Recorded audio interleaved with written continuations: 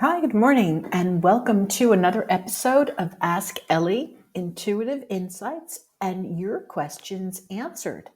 This is a live podcast, and today is July 13th, 2022. I am your hostess. My name is Elly Molina.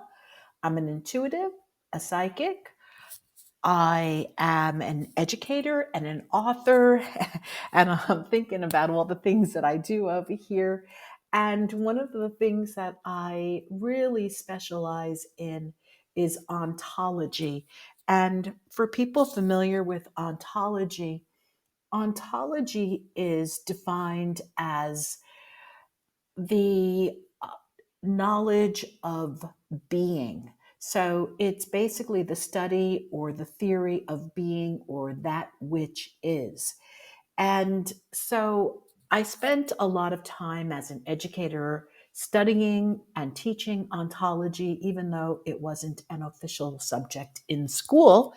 But as a human being, that is basically all we're doing is being. And to study ontology is very fascinating because it starts to show us our limitations and where our limitations lie. So today's podcast is going to be about beginning a conversation on what it looks like to become a limitless being, and we're going to take a look at what are our limits. Where do we subconsciously limit ourselves? And that's where we're going to start in a few minutes.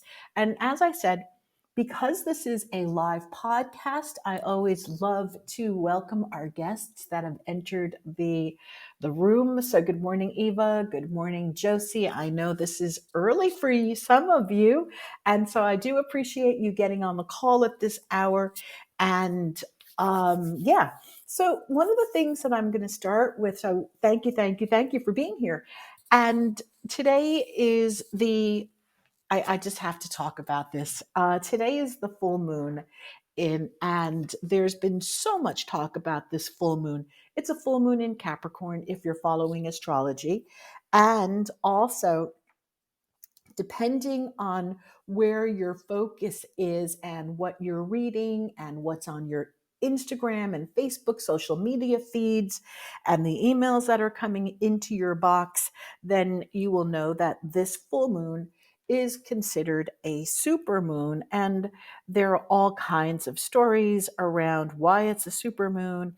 But, just honestly, it's because of its appearance to the close proximity to the earth. Not that it really is, not that these things are, um, again, we ascribe meaning to whatever we're making these super full moons mean. So if you go look at this information and you look at it through some of the space websites or even the things that NASA posts about it, you'll find a really great definition of the super moon that we're having today.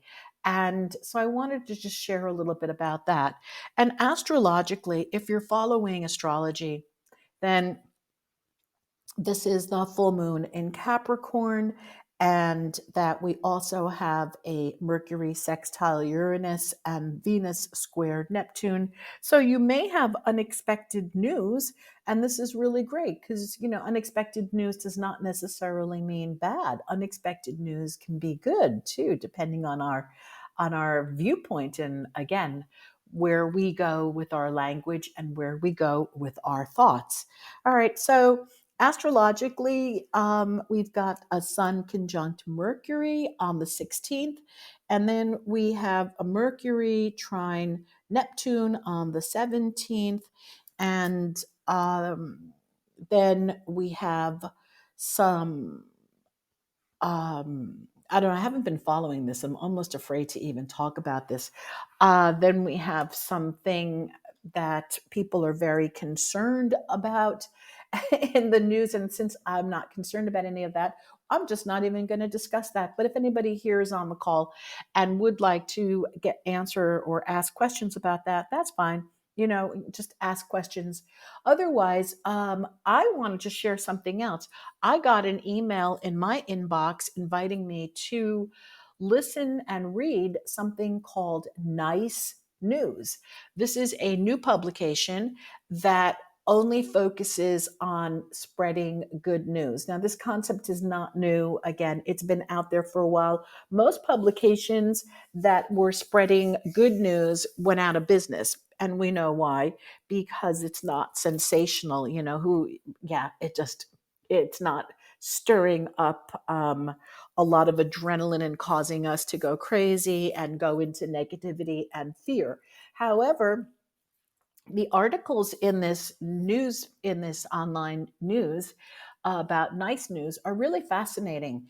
And so I'm just sharing with you that my personal focus has been away from anything that is sensationalism or sensationalizing any particular event or anything, from whether it's astrology, politics, or anything, and totally focusing on the art and the study of being and who I want to be going forward for the rest of my life.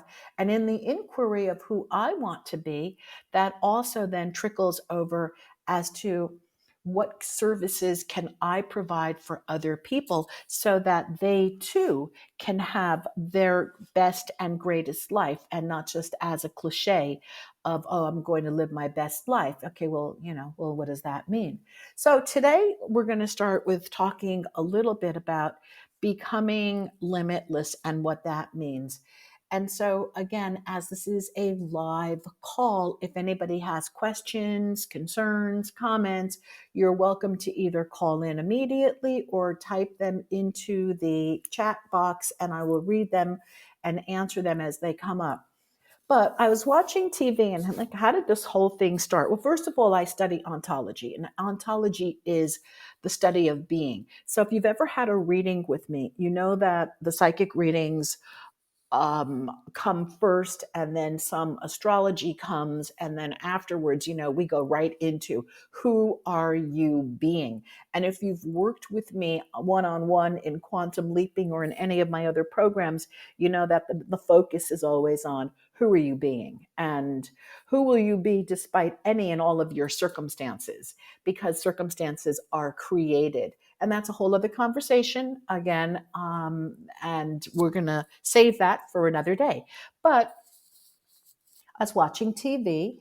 And as I said, I'm really focused on who are we being. And there was a character in the TV show talking to another character. And the character admonishingly said to the other one, "You don't know your limits." And then the character replies, "I have no limits." And I had to stop and do a replay on that one. I found it absolutely fascinating. You don't know your limits, okay? It was an admonishment. Basically, behave yourself, right? Gets back into the um, child syndrome of a parent. And these are two adults. Okay. So you don't know your limits, right? This is mother speaking to another adult as if the adult were the child. And then the character just responds, "I have no limits." And like I said, that got me into this entire inquiry of, wow, what does it look like to become a limitless being? What does it look like for us to become limitless? And what does that even mean? So, guess what? I started doing a Google search on limitlessness, limitless being. What does it mean? Who are limitless beings? Where does this come from? All kinds of things like that. And lo and behold, thanks to the the internet gods that exist, the following morning I woke up, and I like to check YouTube in the morning, and I went on YouTube, and guess what was up as one of my suggestions was becoming limitless. And it's like, oh, okay, well, am I surprised? No, of course I'm not surprised. It's not coincidence. So don't think for one moment there's a coincidence right there. It is just that everything that we do online, our online presence, and even our phones nearby. We do know this, even though some of the companies will tell you that it's not true, but it is true that everything is recorded. So if you're not using, this is a tangent, but I'm just like, if you're not using a landline or you're not sticking your phone in some sort of a little, container to protect it from hearing what's going on, your phone is listening to you, and that is why you're being targeted with the advertisements that you're targeted with. And the YouTube suggestions will come up based on what it is that you've been speaking about or researching. So don't think that and I know that you all probably know this, but in case you don't think that this is a sign or coincidence. It's not. What it really is just surveillance and targeting, and people not paying attention to the fact that the targeting and the surveillance runs so deeply. Anyway, without spending more time on that, because that's a whole other conversation, we're going to talk about what it looks like to be limitless. So, first of all, we know that we are human beings. And, we've been dropped into an environment when we were born, and we were given parents, and then we were provided an education, and we were provided conversations. And the conversations that we heard when we were children are the conversations that are pretty much ingrained in our subconscious mind. So, right there, we have been provided many sets of limitations. We've been provided the limitations of our conversations with our parents, what our parents or caregivers taught us to believe about the world. Then we go to school, and we've been provided with conversations and beliefs of what our education system teaches us about the world and about ourselves. The media, it continues, TV, the whole thing, it just continues and perpetuates. But where I started to really pay attention is in language, because remember, my background is linguistics. So it's not so much just that our parents are teaching us this, it's that our limits are confined to language. And so if we start to look at our limits confined to language, we can go back and look historically at some of the expressions that we use today that were used back in the day of Shakespeare. So here's some of the things I found this absolutely fascinating.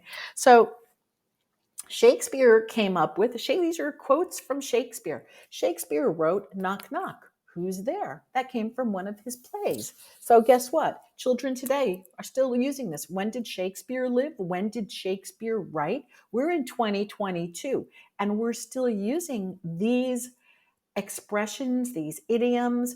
Um, it's a heart of gold and good riddance and come what may. And oh, they wear their heart on their sleeves. And I've not slept one wink, and what's done is done.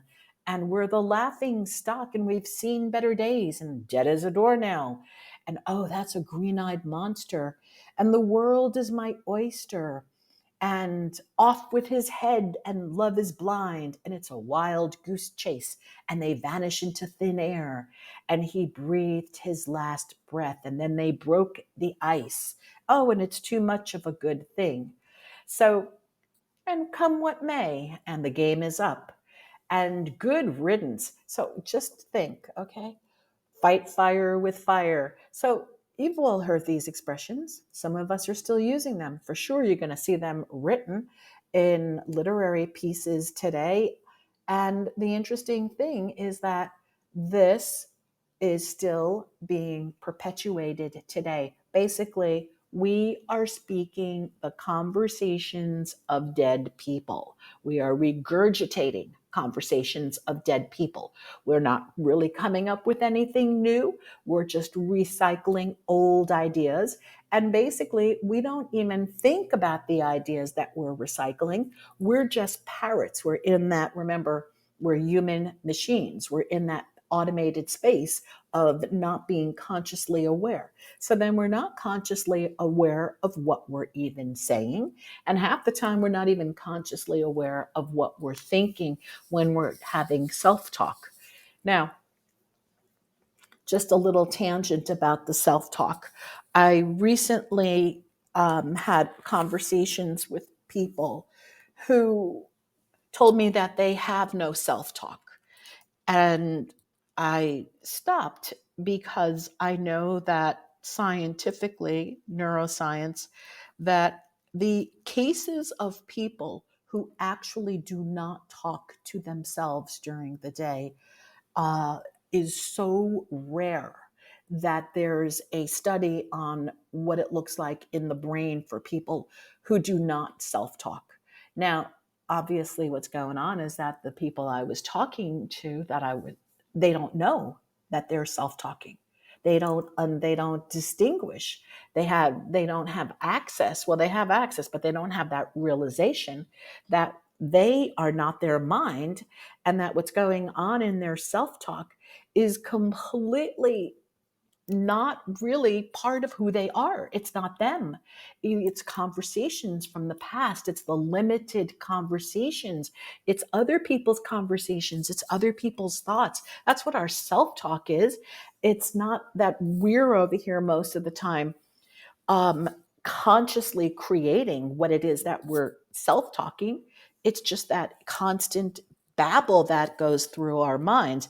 And to be in a state of unawareness that this does not exist kind of threw me back a little bit, not as a judgment, but it was just like, oh, wow, that is so unfamiliar to me in my world now. Yes, many times, many years ago, there was a time where that was familiar to me before I had, this conscious awareness thing going on. However, once we're aware of our self-talk, then we can start to look at limits, and that's where we're going to start to see where the limits begin. So the limits start in the self-talk, and they start with the language. And again, I can't do that, just think about, oh, I can't do that, or that's not possible. And we just say these things. We're not even conscious of using these expressions half the time that we're saying it. Oh, no, no, no. Okay. The moment we start going, no, no, no, we've just started to create more and more limits. So if you take a look around, you're going to see that even your physical structure, the way that you live, and I don't mean you, listener, I'm talking about all of us. Most of us live in a box.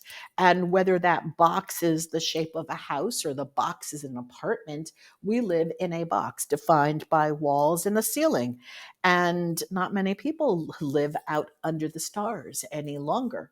So we structurally live in boxes. And now, once we structurally live in boxes, we also become limited unconsciously by the structure that we find ourselves in. So that then begins to define where we go, who we associate with. And you could take it from all of that. So, where do we go? Who do we associate with? How far do we leave the box? And what goes on in the box? Life is, and then of course, think about the COVID, life was really contained within the box, except for online. And we did get a chance to expand our limits during COVID, believe it or not, when we went to places that were outside of our box because we gave ourselves permission to access that by being online. All right, so let's get back to what our particular limits are. So if you look at yourself and you look at your language and start an inquiry, well, where am I limited? So one place where I will tell you to start to look, you don't have to look here, but it's kind of fascinating, is take a look at where you're limited in your language. So start watching for all the times that you're saying, oh, I can't, and I don't know, And, oh, that's not possible. And I don't see how I can do that. I mean, this goes on and on and on. Only if you start to pay attention to these expressions, then you can say, okay, wow, here's where I am personally limiting myself in my language. So, what would it look like? What would it look like if today I said yes to new opportunities that I would normally say no to? That would be stretching your limit. Okay. So that would be the beginning of stretching your limit. So to just practice saying yes to situations that you may normally say no to out of habit. Not because these situations are dangerous or a threat, but because it's out of your comfort zone and it's a habitual way. Like, hey, do you want to go out for dinner tonight? And so you look at your calendar and, like, oh, it's Wednesday night and I had a long day. And there are thousands of excuses. I worked so hard. I'm so tired. So I think I'll pass tonight. Well, you've just limited yourself and your possibilities. So if you were starting to live a limitless life, just becoming limitless, that would look like, hey, you know what? I'm going to take you up on the offer today and go out and have dinner with you. So the moment that you do something like that, guess what happens? Possibilities start to show up. You might meet somebody, you'll have a new conversation. You don't know, the unexpected can show up and you don't know what that is. And you've taken the lid off your box just a little bit. So this is a place where you can start. Be a yes. Be yes to possibilities. Be a yes rather than a no. No is just habitual. No is learned. And then you can also start to take a look at not you look at your language, all right? You start looking at your personal language, and then you start to look at what are your circumstances? What are the circumstances in your life that limit you? Now, we create these circumstances, and you may say, oh, no, I don't create my circumstances. But guess what? We do create our circumstance because that is the trajectory that we're on. That's the track that we're on. And that's another conversation. And that's something that I do in quantum leaping. So there are parallel tracks that we can choose to live on. And quantum leaping is a program and a program that I teach. And it's also a way of doing life where we choose another track to live our life on while we're living in this current reality, but we're living in a parallel track and then we change our reality, change our life. So now in looking at the circumstances, what are my circumstances that limit me? Again, they're mostly in language and then they're in our thoughts. All right. Oh, I just, so I can't I can't do that because, and then, you got your excuse.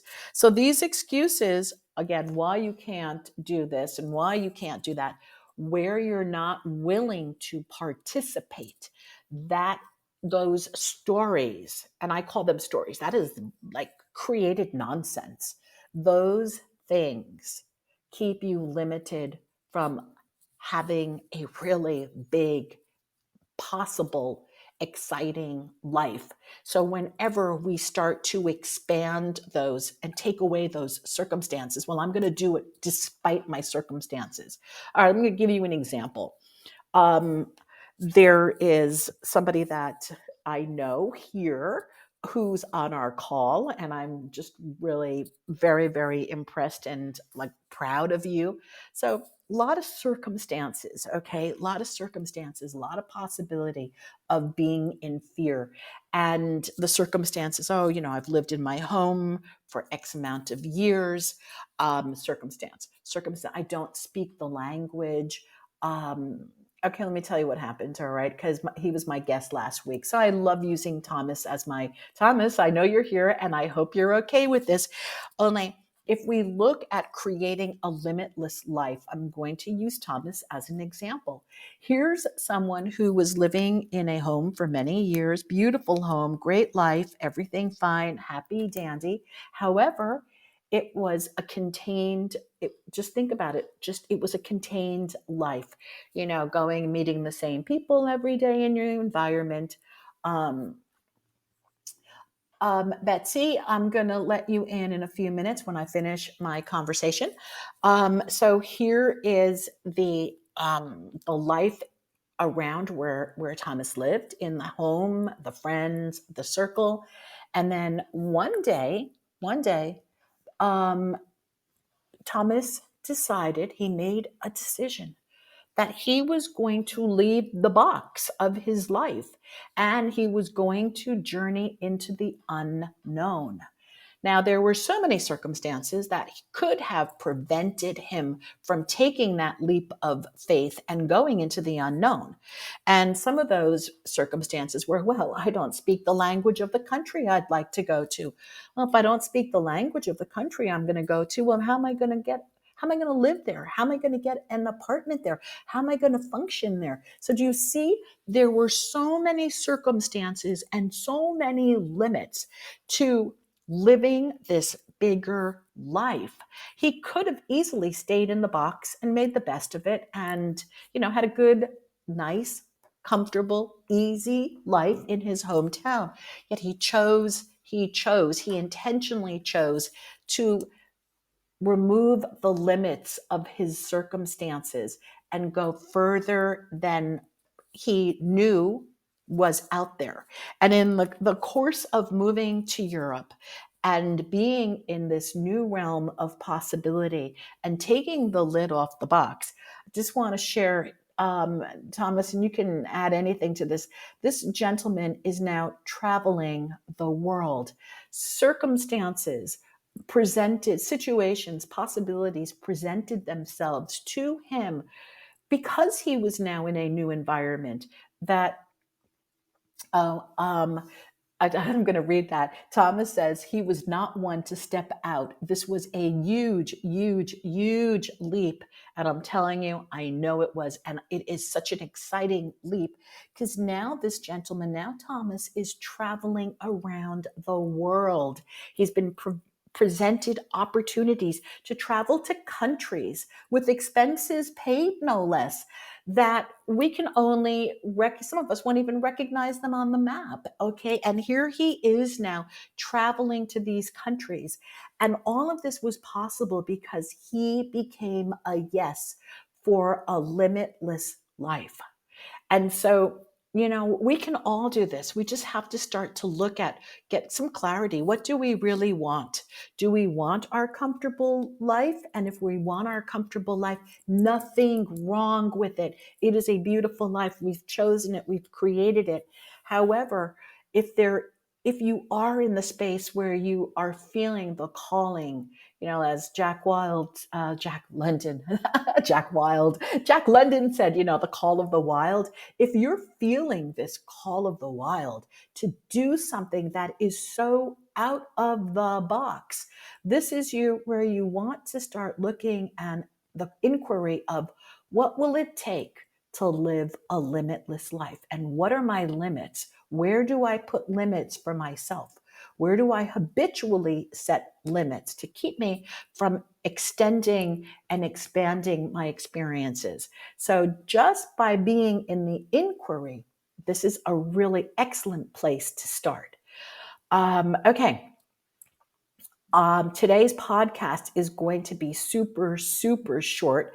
And if anybody has anything that they'd like to contribute right now, we have about a minute. Otherwise, I'm going to invite you to come back in the future. And I just want to make an announcement. In September, I am doing an online program. It will run 8 weeks and it will be via Zoom online, and it is going to be becoming limitless. We are going to do exercises and activities, and you're going to learn language that is going to take you outside of the box. Now, if you're interested in that, please email me.